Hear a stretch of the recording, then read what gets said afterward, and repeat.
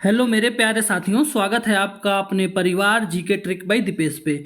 दोस्तों, अगर आपको पेट एग्ज़ाम 2025 का देना है और आपने जीएस में बेहतरीन तैयारी नहीं किया है तो हम भारतीय राष्ट्रीय आंदोलन के टॉप 500 मोस्ट एक्सपेक्टेड क्वेश्चन करा रहे हैं।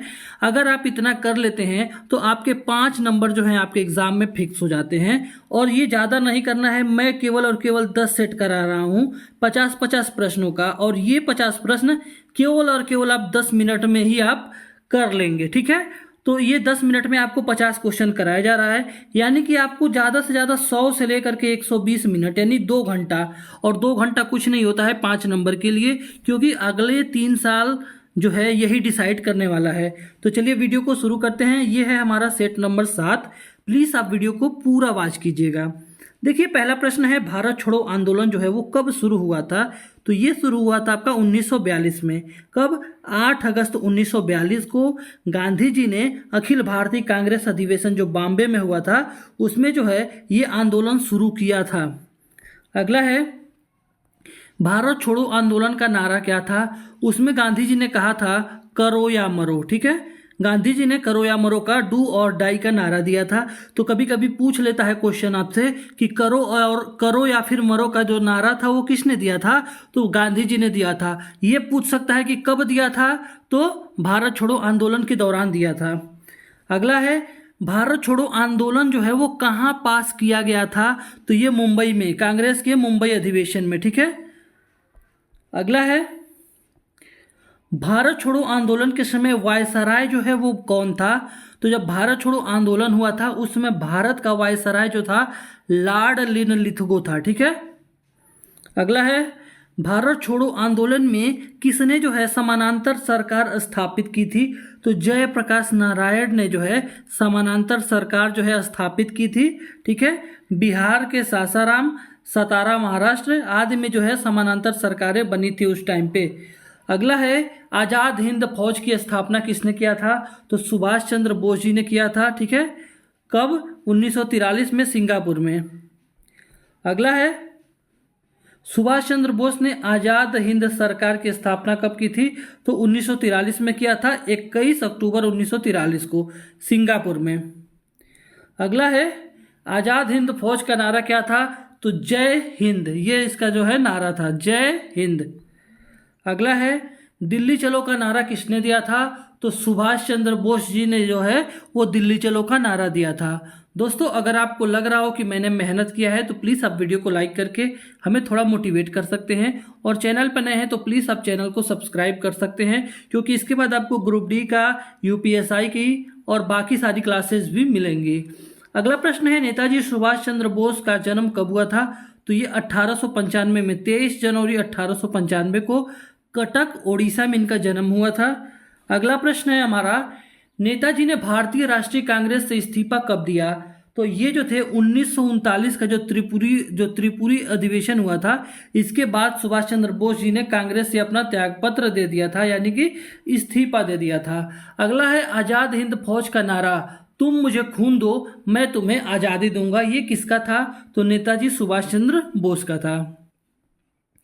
अगला है, आज़ाद हिंद फौज की पहली महिला रेजिमेंट का नाम था झांसी रेजिमेंट। ठीक है, आज़ाद हिंद फौज की जो पहली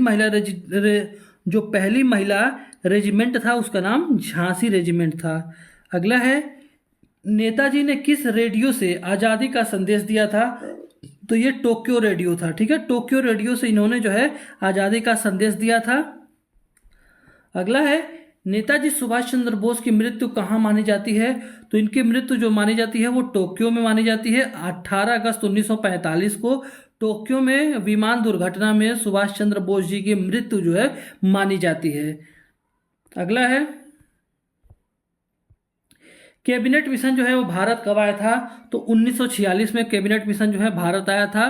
ठीक है, अगला है, कैबिनेट मिशन में कितने सदस्य थे? तो 3 जो है सदस्य थे, लॉर्ड पैथिक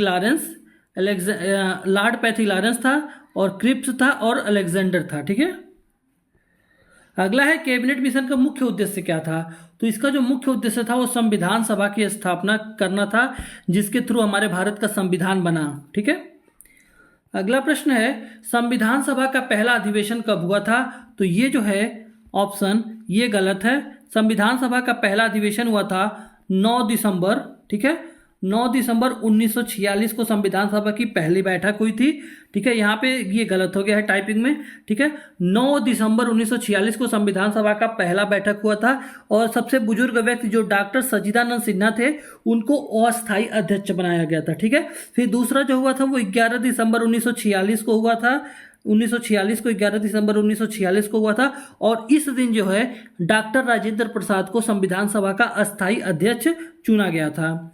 अगला है संविधान सभा के प्रथम अध्यक्ष कौन थे? तो संविधान सभा के पहले अस्थाई अध्यक्ष, यहाँ पे जो है अस्थाई अध्यक्ष होगा तो ये डॉक्टर राजेंद्र प्रसाद जी होंगे, लेकिन अस्थाई अध्यक्ष की बात करें तो डॉक्टर सच्चिदानंद सिन्हा होंगे। लेकिन जब ऐसा प्रश्न आएगा तो आप डॉक्टर राजेंद्र प्रसाद को ही मानेंगे क्योंकि ऑफिशियल जो होते हैं उन्हीं को जो है ऑप्शन में बनाया जाता है। अगला है भारत छोड़ो आंदोलन के समय कांग्रेस के अध्यक्ष कौन थे? तो 1940 से 46 के दौरान कांग्रेस के अध्यक्ष कौन थे? मौलाना अबुल कलाम आज़ाद थे, ठीक है। तो उस समय जो है कांग्रेस के अध्यक्ष मौलाना अबुल कलाम आज़ाद थे।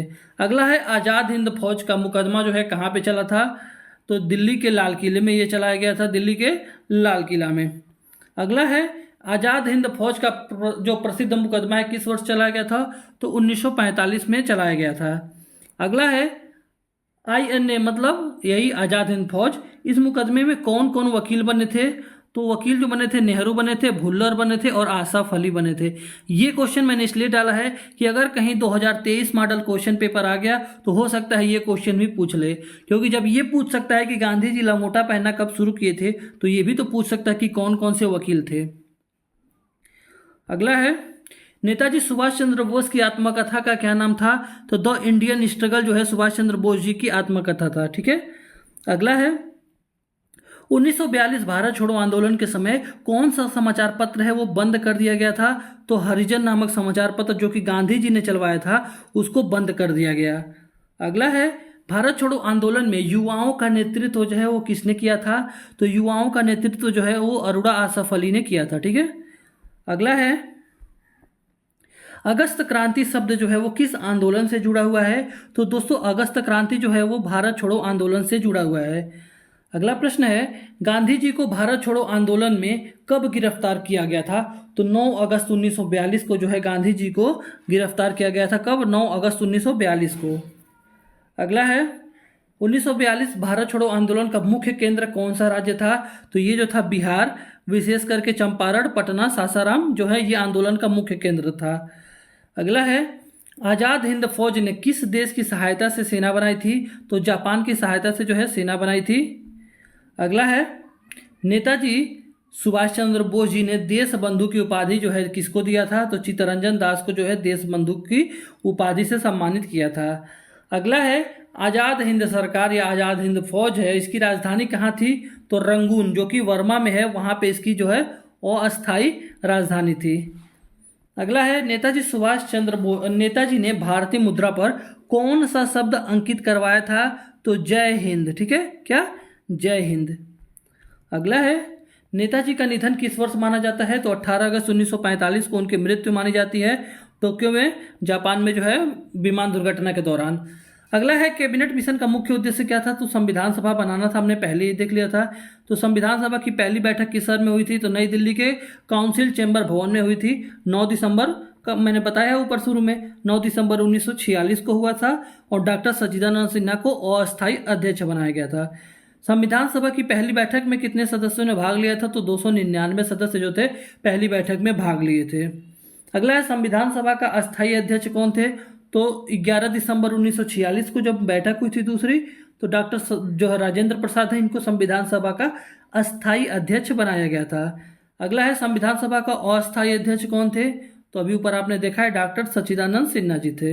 ये सबसे बुजुर्ग व्यक्ति थे जब पहली बैठक हुई थी, तो इसलिए उनको बना दिया गया था। अगला है 1946 के अंतरिम सरकार के प्रधानमंत्री कौन बने थे? तो जो अंतरिम सरकार बनी थी उसके प्रधानमंत्री नेहरू जी बने थे। अगला है 1946 के अंतरिम सरकार का गठन जो है वो किसने किया था? तो ये वायसराय उस समय जो था उसने जो है अंतरिम सरकार का गठन किया था। अगला है अंतरिम सरकार में वित्त मंत्री कौन बने थे? तो लियाकत अली जो है वित्त मंत्री बने थे, ठीक है। अंतरिम सरकार में रक्षा मंत्री कौन बना था? तो बलदेव सिंह। अगला है अंतरिम सरकार में खाद्य मंत्री कौन बने थे? तो जोगिंदर सिंह बने थे।